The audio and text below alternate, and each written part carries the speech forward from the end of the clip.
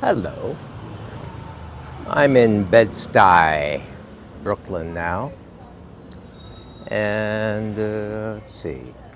Oh, last night I watched The Disappearance of Shere Hite. This was really a good movie. It's a documentary that's on the Hulu. And it has to do with this figure of sort of 20th century feminism, Shere Hite, who was a writer. And she produced something called the Hite Report, a book. And what this book was a collection of written surveys that she did about the sexuality of women. So the Hite Report was about women's sexuality. And this is in the early 70s. And it revealed a lot of stuff that people weren't aware of or didn't think about or didn't talk about or whatever, about how women really feel about sex and love and their relationships and so forth. So ultimately she did one having to do with men, which came out several years later, and it was like 1,000 pages long. The Hite Report, Men. And the documentary, which is very rich with imagery from the time. Shere Hite was an attractive woman, young and attractive, with like pink hair, and she worked as a model for a while, worked as a photographic model and an art model to support her work with the surveys while she was trying to write the book and do all that together. Of course, this came back to haunt her later when there were some nude images of her that appeared, and then of course that meant her work was invalid because here she was posing nude, so that was scandalous. But one thing of the documentary that was quite interesting was how the reaction to the male book, what we are told in the documentary about the content of the male book is that the men expressed a lot of emotional pain about their situations in life.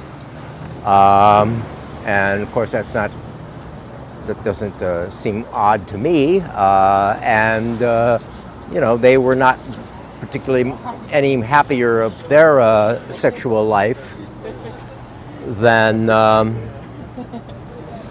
anyone else might be. I was reading this sign about a event at the Word is Change, a bookshop that is up here.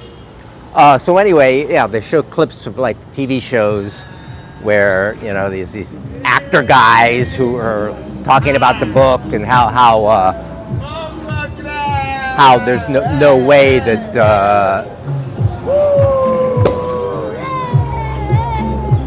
people are having fun on Saturday night. Enjoy Saturday night. Anyway, where was I? So, yeah, these men in this one clip, these sort of actor guys, like Gil Gerard, who was like the $6 Million Man or something. No, he was one of these guys. Anyway, one of these hero TV guys.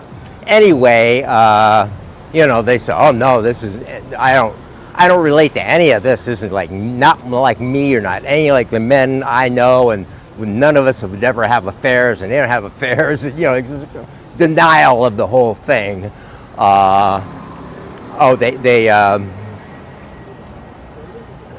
She wrote another book about women's stuff, and then CBS did a poll to debunk her. It's like, okay, well, we'll do a poll about women's sexuality.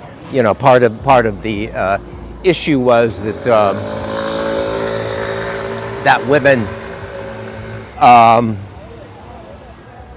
that a lot of women have affairs.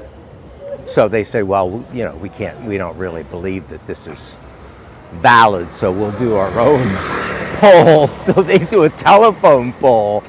You know, call people up on the phone and ask the woman, oh, you have affairs? You know, and Shere Hite's like, what? You know, what the fuck? This is not the way they're not going to answer you truthfully. You know, call a woman and while her husband's in the room, whatever, and say, oh, you have affairs? You know, so her investigations were all done, you know, with anonymous writing. The people wrote in what they said, so it was all that kind of a thing that was you know, private. They weren't revealing who they were, just what they were, how they felt about these things. So that was really kind of interesting. There was a couple of bookstores along here that I wanted to show you, and as we wander around, and there's some nice shops around here. This has some books. Peace and Riot. Okay. So books and record players and all kinds of like regular stuff. There's a Democrats with no one in there. Oh well.